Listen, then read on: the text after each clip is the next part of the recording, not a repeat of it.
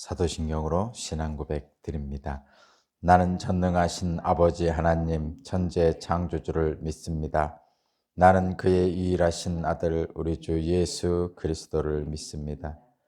그는 성령으로 잉태되어 동정녀 마리아에게서 나시고 본디오 빌라도에게 고난을 받아 십자가에 못 박혀 죽으시고 장사된 지 사흘 만에 죽은 자 가운데서 다시 살아나셨으며 하늘에 오르시어 전능하신 아버지 하나님 우편에 앉아 계시다가 거기로부터 살아있는 자와 죽은 자를 심판하러 오십니다.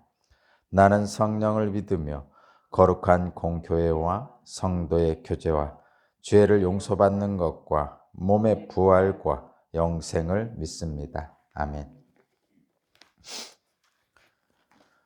찬송가 214장입니다. 214장.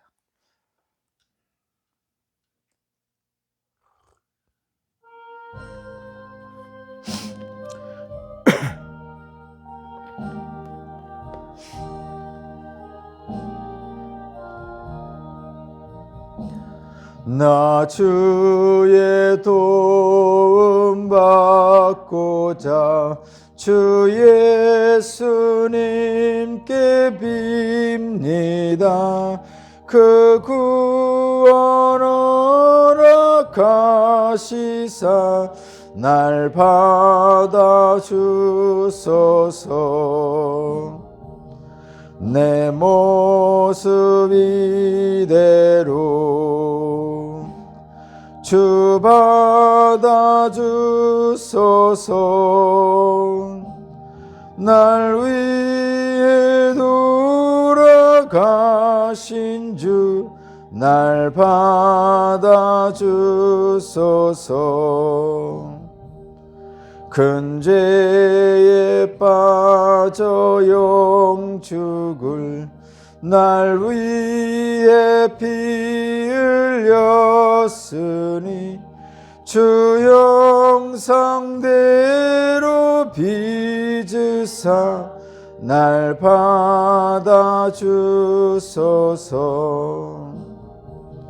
내 모습 이대로 주 받아주소서. 날 위해 돌아가신 주 날 받아주소서. 내 힘과 결심 약하여 늘 깨어지기 쉬우니 주 이름으로 날 구해 날 받아주소서. 내 모습 이대로 주 받아주소서. 날 위해 돌아가신 주 날 받아주소서. 내 주님 서신 발 앞에 나 꿇어 엎드렸으니 그 크신 역사 이루게 날 받아주소서. 내 모습 이대로 받아주소서. 날 위해 돌아가신 주 날 받아주소서. 아멘.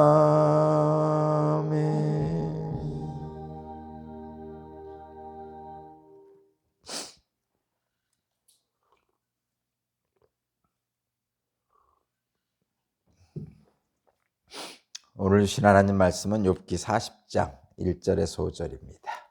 욥기 40장 1절에서 5절입니다.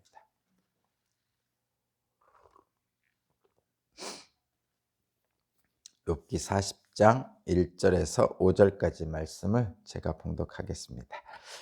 주님께서 또 욥에게 말씀하셨다. 전능하신 하나님과 다투는 욥아, 네가 나를 꾸짖을 셈이냐? 네가 나를 비난하니 어디 나에게 대답해 보아라. 그때 욥이 주님께 대답하였다. 저는 비천한 사람입니다. 제가 무엇이라고 감히 주님께 대답할 수 있겠습니까? 다만 손으로 입을 막을 뿐입니다. 이미 말을 너무 많이 했습니다. 더 할 말이 없습니다.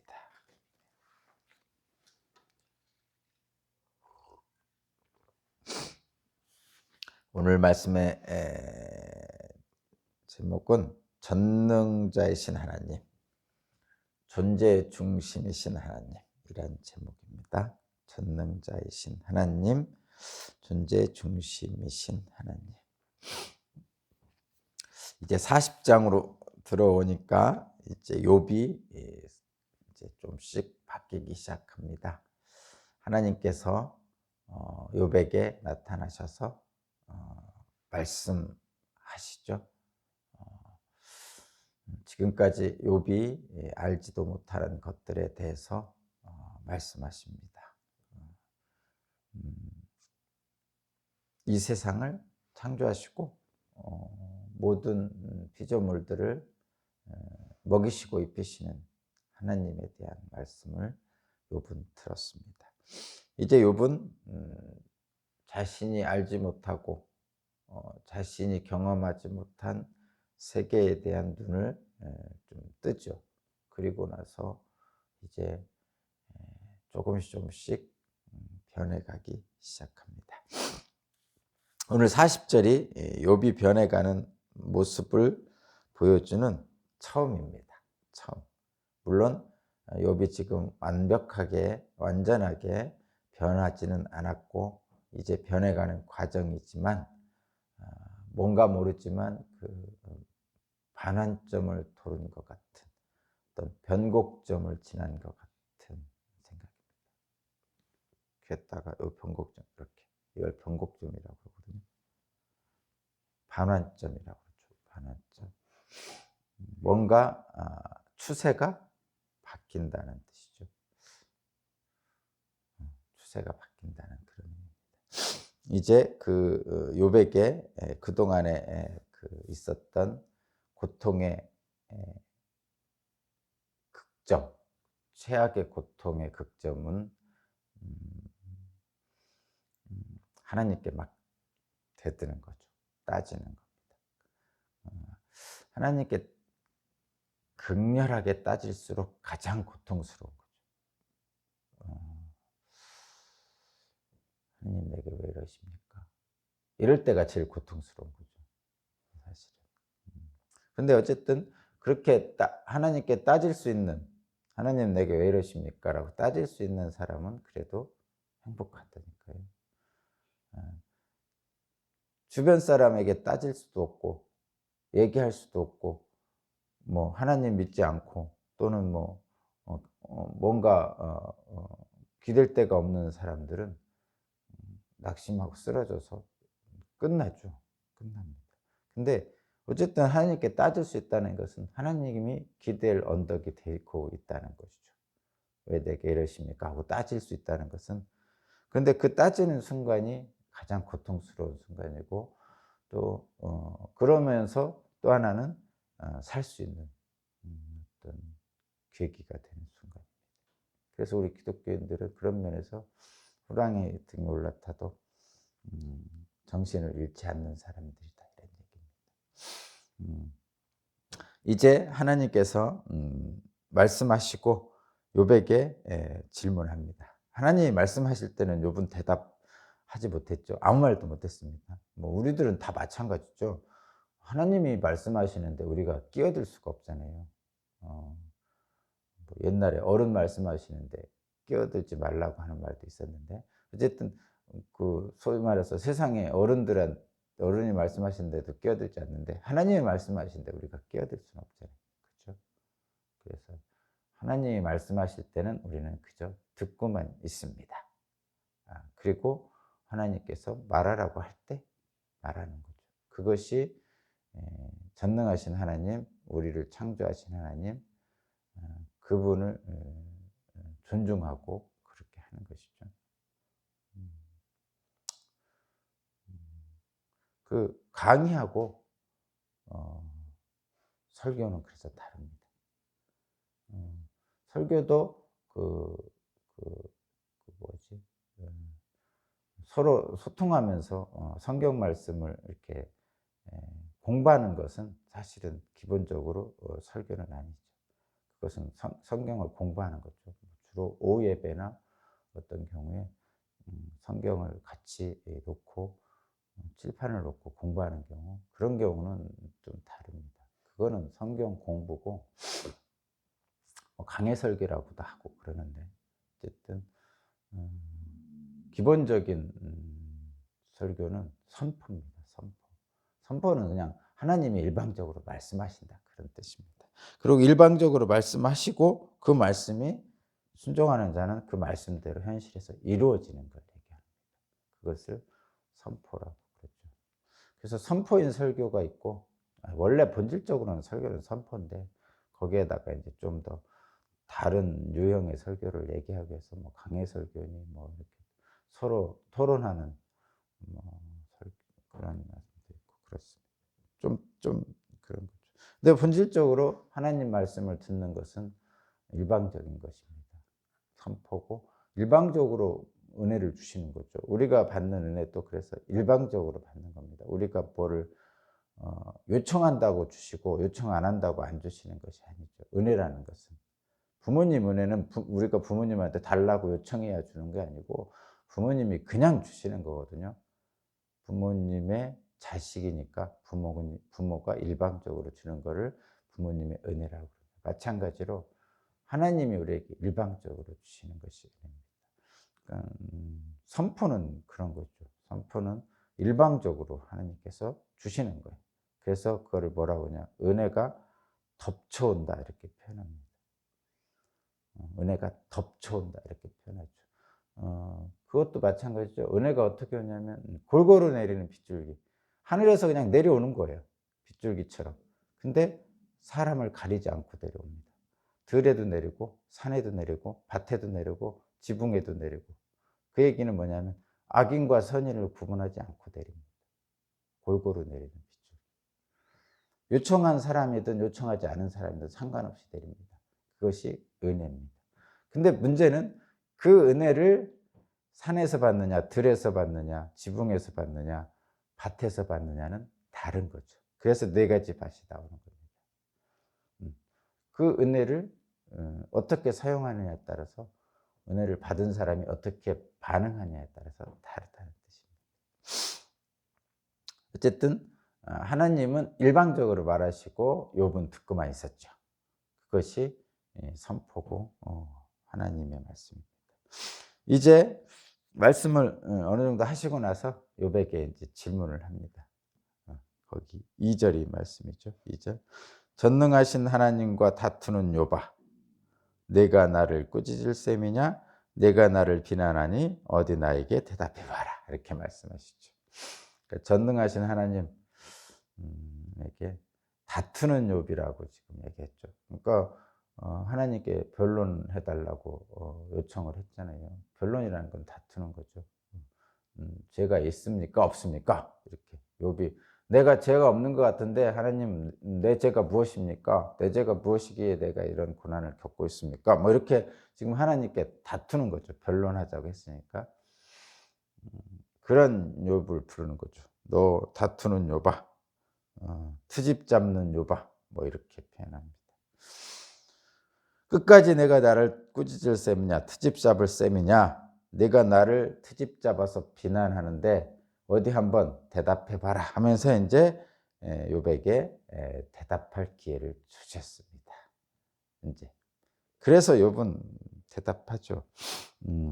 대답합니다. 근데 분명한 것은 지금 트집 잡는 욥, 다투는 욥 이렇게 표현하고 있죠. 이제 트집 잡는 욥은 개역개정에 나온 거고 다투는 욥은 이제 우리 세번역에 나온 건데, 트집 잡는다는 뜻은 그런 거죠.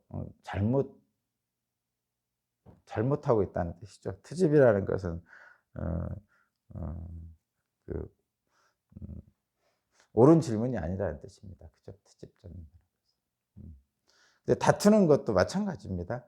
지금 욥은 하나님께 지금 다투고 있지만 사실은 부족한 자신의 한계 때문에 다투고 있는 거죠. 그러니까 하나님 보시기에는 그것이 트집 잡는 것으로 보일 수 있는 것입니다. 그런데 우리는 다퉈야 되죠. 트집 잡는다는 표현은 우리가 좀 어렵지만, 그런 표현은 좀 옳지 않은 것처럼 어감상 안 좋지만, 그러나 하나님에게는 다툰다는 표현이 뭐냐면 질문한다. 하나님께 질문을 해야 되죠. 우리의 인생에 대해서, 우리의 삶에 대해서 질문을 해야 되는 거죠. 그래서 늘 얘기하잖아요. 그 성경에서도 그렇고 찬송가에서도 그렇고, 일이 시작될 때도 기도하고 일이 끝날 때도 기도하고, 뭐 이렇게. 다윗은 일을 시작할 때 기도했고 일이 끝나고 나서도 기도했다고 그러죠. 예수님도 마찬가지죠. 뭔가를 하시기 전에 새벽에 기도하시고 또 끝나고 또 밤에 또 기도하시고, 무슨 일을 시작할 때 기도하고 끝나고 기도하고, 뭐 이런 식으로 계속 얘기하죠. 그 기도라는 것은 그런 것이죠. 하나님께 묻는 것이죠. 질문하는 것입니다. 그래서 계속 하나님께 질문하는 거죠. 이 다툰다는 표현도 어찌 보면 좀 조금 격하게 질문하는 거를 다툰다고 표현하죠. 트집 잡는 것도 마찬가지죠. 좀 격하게 질문하는 것을 트집 잡는다, 이제 다 다툰다, 이렇게 표현합니다. 그러나 분명한 것은 우리는 늘 하나님께 질문을 해야 됩니다. 어떻게 해야 될까요? 이렇게 하면 되는 거죠. 그것이 기도입니다. 기도 응답이 오겠죠. 당연히.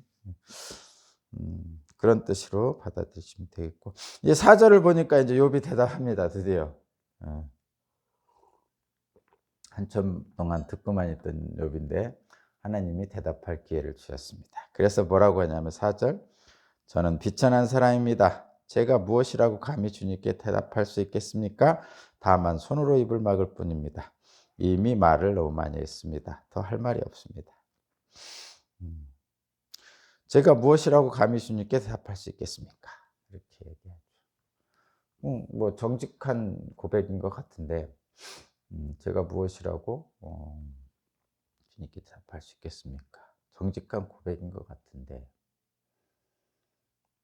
약간 좀 뉘앙스가 좀 다릅니다. 이게 개역개정에는 뭐라고 써 있냐면, 보소서 나는 비쳐나오니 무엇이라 주께 대답하리까? 손으로 내 입을 가릴 뿐입니다. 내가 한번 말하였사온즉 다시는 더 대답하지 않겠나이다.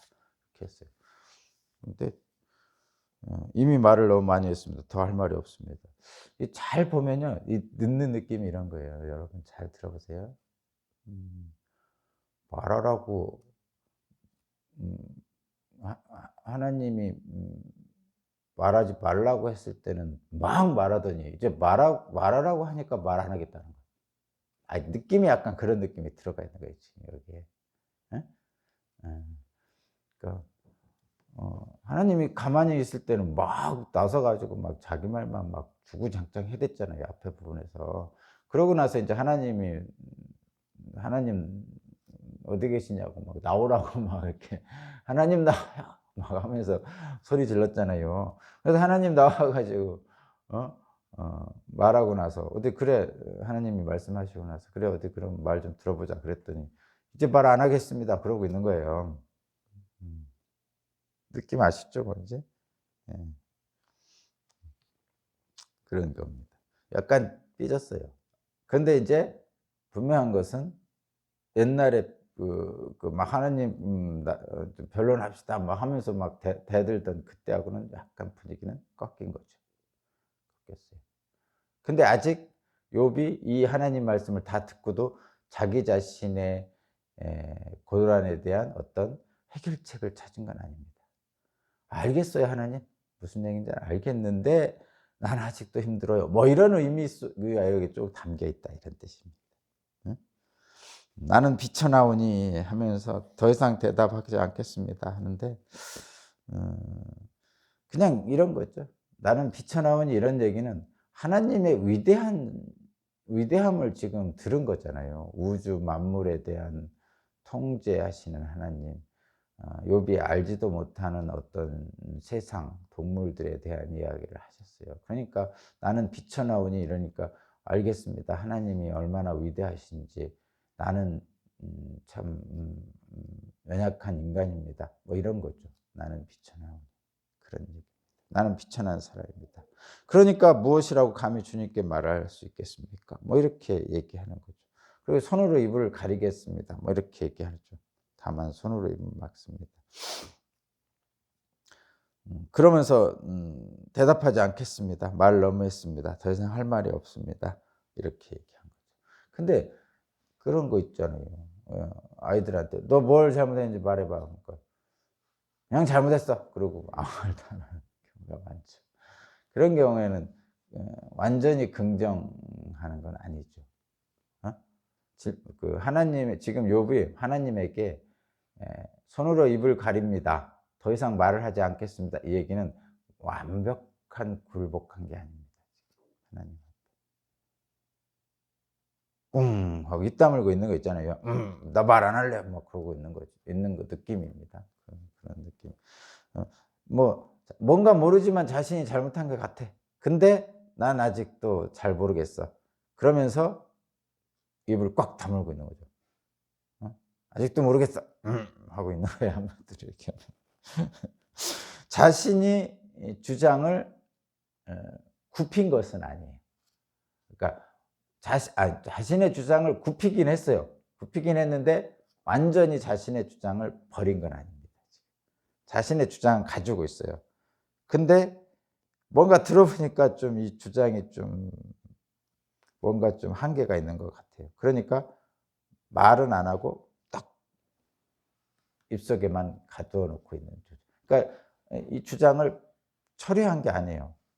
포기한 게 아닙니다. 그냥 가지고는 있어요. 근데 더 이상 내지는 않겠다. 입 밖에 내지는 않겠다. 요런 수준입니다. 저와 여러분도 마찬가지죠. 어떤 모임을 할 때나 회의를 할 때나 어떤 일을 할 때 그래. 더 이상 말 안 할게. 근데 속에서는 아직도 막 우글우글한 거 있잖아요. 그런 느낌입니다, 지금. 아니 상대방의 말이 되게 옳아. 다 옳아요. 옳아서 내가 반박할 게 없어요. 그런데 내 주장도 옳은데 하고 있는 거죠. 한마디로 말하면. 그 주장 당신 말도 맞아. 근데 나는 그래도 내 주장도 맞는데. 그러고 꽁 하고 있는 거예요. 지금 욥이 지금 하나님 앞에 꽁 하고 있는 거예요. 아시겠죠? 무슨 건지. 근데 이런 거 있어요. 지금 여기에서 우리가 무엇을 볼 수 있냐면 제가 오늘 제목이 전능자이신 하나님, 존재의 중심이신 하나님이거든요. 여기 본문에 전능자라고 나왔으니까 2절에 전능하신 하나님이 나왔으니까. 출애굽기 3장 13절 14절 이쪽을 보면 모세가 이제 하나님의 명령을 받아서 바로 앞으로 가고 또 애굽에 있는 고통받는 애굽의 백성들, 이스라엘 백성들을 향해 가는데 사람들이 물어볼 거란 말이에요. 모세가 미디안에서 40년 양치기를 했잖아요. 40년 양치기 한 사람이 양치기 옷을 입고 와가지고 그 애굽에 있는 이스라엘 백성들 앞에 나서서 하나님이 이렇게 하라고 하셨다. 그렇게 얘기하러 가는 거잖아요. 그죠? 근데 사람들이 그 말을 믿겠습니까? 지금 이스라엘 백성들이 지금 거기에 한 300만 명 있다고 치면 그 사람들 내에 또 지도자가 있을 거 아니에요. 이스라엘 민족 내에. 그들이 아무리 그 노예 같은 삶을 살았어도 그 내부적인 지도자는 있단 말이죠. 그러면 지도자는 어쨌든 아무리 노예들이라도 똑똑합니다. 판단력이 있는 사람들이죠. 그런데 미디안 광야에서 40년 양치기 하던 사람이 와가지고 80세 먹은 노인이 와가지고 하나님이 이렇게 하라고 하셨다고 그러면 거기 사람들이 들을 사람이 어디 있어요. 그래서 인제 여러 가지 그 사람들이 믿을 수 있는 어떤 증거를 대야 된단 말이죠. 그래서 그 사람들이 이렇게 물으면 어떡합니까? 네가 너 무슨 권한으로 여기까지 왔느냐?" 뭐 이렇게 물을 거란 말이죠. 그럴 때 하나님이 보내서 왔다고 하는데 "하나님이 누구냐?" 뭐 이렇게 "하나님의 이름이 뭐냐?" 이렇게 물어볼 수도 있단 말이죠. 그래서 모세가 하나님께 가서 사람들에게 말할 때 하나님의 이름이 뭐냐고, 너를 보내신 하나님의 이름이 뭐냐고 물으면 어떻게 대답해야 됩니까? 이렇게 질문했어요. 그러니까 하나님의 이름이 무엇입니까? 그들에게 가서 하나님의 이름이 뭐냐고 물어보면 뭐라고 대답해야 됩니까? 이렇게 물어봤어요, 모세가 하나님께. 그랬더니 하나님이 대답하시기를 나는 스스로 있는 자다. 스스로 있는 자다. 나는 나다. 이렇게 대답하셨어요. 스스로 있는 자다. 나는 나다. 근데 이 대답이 정말 엄청난 겁니다. 이 성경이 이게 지금 여기 출애굽기도 그렇고 거의 3,000년 전에 쓰여진 책이거든요. 3,000년 전이면 여러분 한번 제가 거듭 말씀드리지만 우리나라 삼국 시대가 1,500년 전이거든요. 우리나라에 처음으로 그 국가라는 것이 고구려 백제 신라라는 나라가 있을 때가 1,500년 전이고요. 예수님 탄생했을 때가 2,000년 전이잖아요. 그러니까 우리나라에는 나라라는 나라가 없을 때 그냥 부족들이 살아있을 때거든요. 부족 국가들. 선삼국 시대 이런 때. 우리가 뭐 5,000년 역사라고 그러지만 실제로 그 문명이 있는 거를 발견할 때 보면 뭐 2,000년 정도 되긴 했어요. 근데 예수님이 탄생한 2,000년 전보다 1,000년 전이라고 생각하면 돼요, 말하자면. 그러면 3,000년 전이란 말이에요. 2,500년에서 3,000년 전. 그런데 그때 이미 이런 스스로 있는 자, 뭐 나는 나다 이런 것들이 인간들이 어떤 그 철학적인 그 사고, 철학적인 생각을 했다는 게 놀랍죠. 놀라운 거죠. 어쨌든 이게 지금 하나님의 영감으로 기록된 책이지만 인간이 기록한 책이니까. 인간이 어떤 하나님이 주시는 생각을 통해서 주신다고 치면 영감이니까 그냥 맹목적으로 기록된 그 십계명도 있겠지만 그렇지 않고 이 성경은 하나님의 영감으로 기록됐으니까 사람이 그것을 기록한 거란 말이죠. 앞에서 뭐 천사가 불러줘서 기록했다 이렇게 생각할 수도 있지만 그게 아니고 '하나님은 이럴 것이야.' 하면서 생각할 때 하나님께서 그에게 생각나게 해 주셔서 그 생각나게 해 주신 것을 적는 거죠. 그렇다는 얘기는 이게 사람의 말로 표현을 해야 되잖아요. 그러면 이 성경을 적은 사람은 이게 무슨 말인지를 알고 적는 거예요, 대부분. 우리도 일기를 쓸 때 내가 무슨 말을 적고 있는지 아는 것처럼 비슷한 거예요. 이게 성경을 일기라고 비슷하게 느끼면. 내가 만난 하나님을 적은 거 아니에요, 이게. 그러니까 일기라고 생각하면 일기는 내가 뭔 얘기를 적는지 알고 적는 거잖아요. 마찬가지로 이 출애굽기를 기록한 사람도 자기가 뭘 기록하는지를 알고 적는 거거든요. 근데 '스스로 있는 자다. 나는 나다.' 이런 정도의 그 철학적 사고를 할 수 있다는 것은 대단한 거거든요. 이게 오늘날 그 철학적 사고에 의해서도 엄청난 거거든요.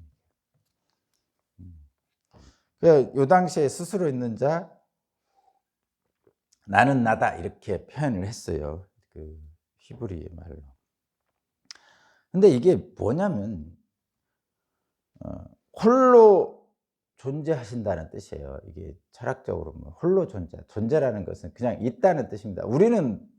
우리 이 피조물들 사람들은 어떻게 존재하냐면 하나님이 있으라 해서 있는 거잖아요. 우리 성경에 있는 것처럼. 빛이 있으라 뭐 그러고 뭐 이렇게 해서 생겨난 거죠. 근데 우리는 하나님이 만드셔서 하나님이 만드셔서 있는 거예요, 우리는.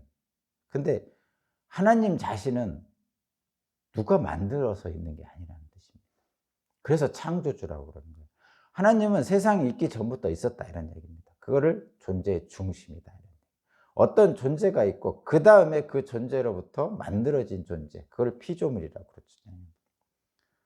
그러니까 스스로 있는 자라는 것은 이미 존재라는 거죠. 누군가로부터 만들어진 존재가 아니라는 거예요. 스스로 있는 자, 나는 나다 그 뜻이 그런 의미가 있습니다.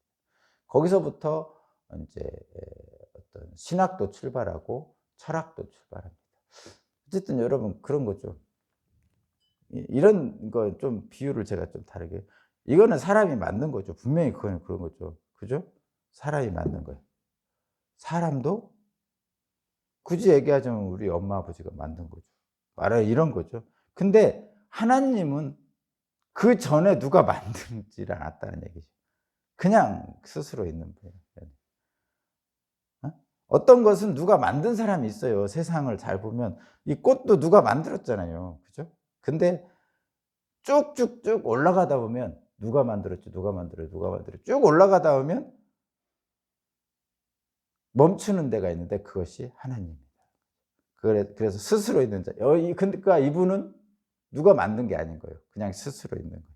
그 밑에 있는 모든 것들은 다 누군가에 의해서 만들어진 거예요. 그것을 뭐라 하냐? 존재의 중심이다. 거기서부터 모든 것이 다 왔다. 처음이고 마지막이다. 알파와 오메가다. 뭐 이런 표현들이 다 그런 뜻입니다.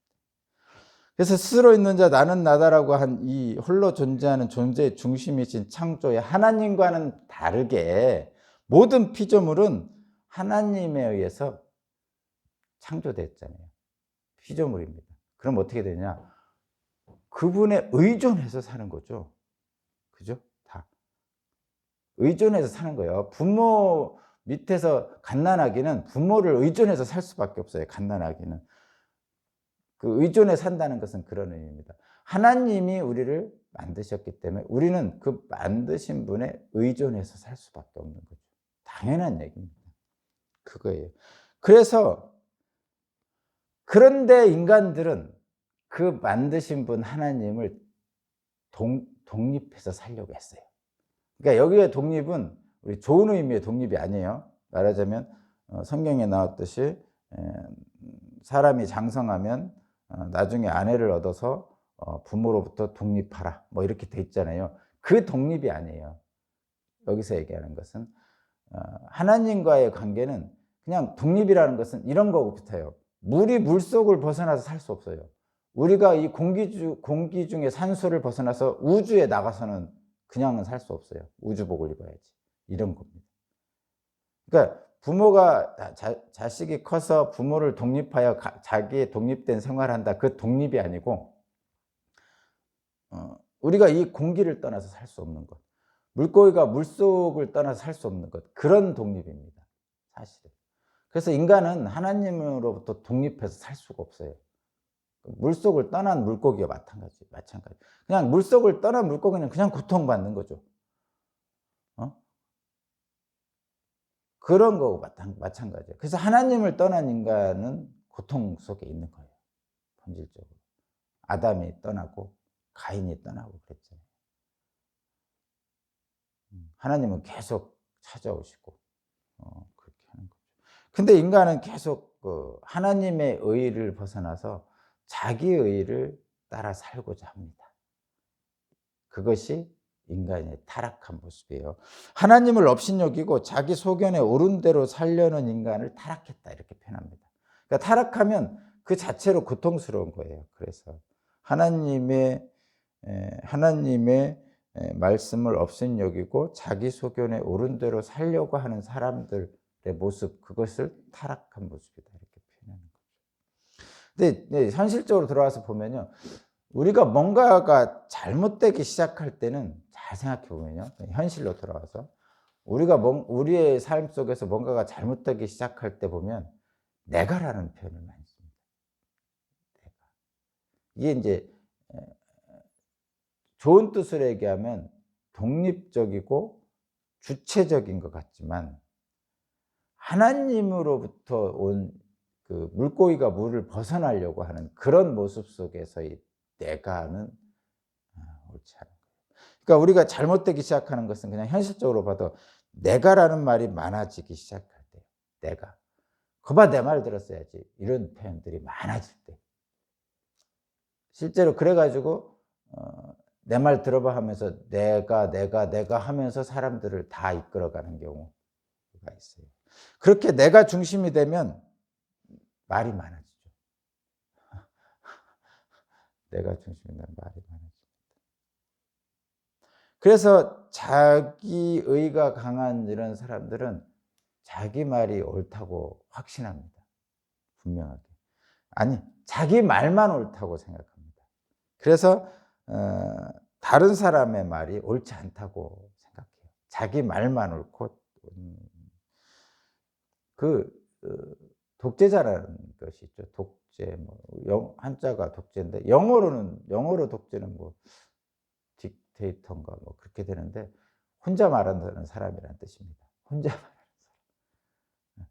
영어로 독재는 혼자 말하는 사람이 독재자예요.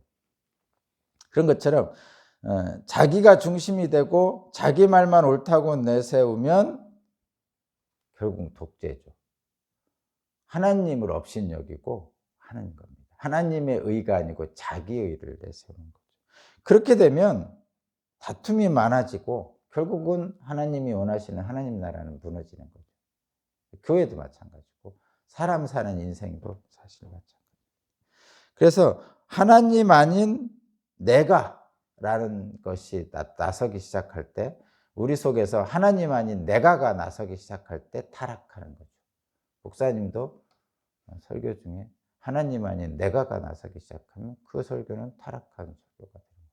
성도들, 신실한 성도들의 삶도 마찬가지입니다.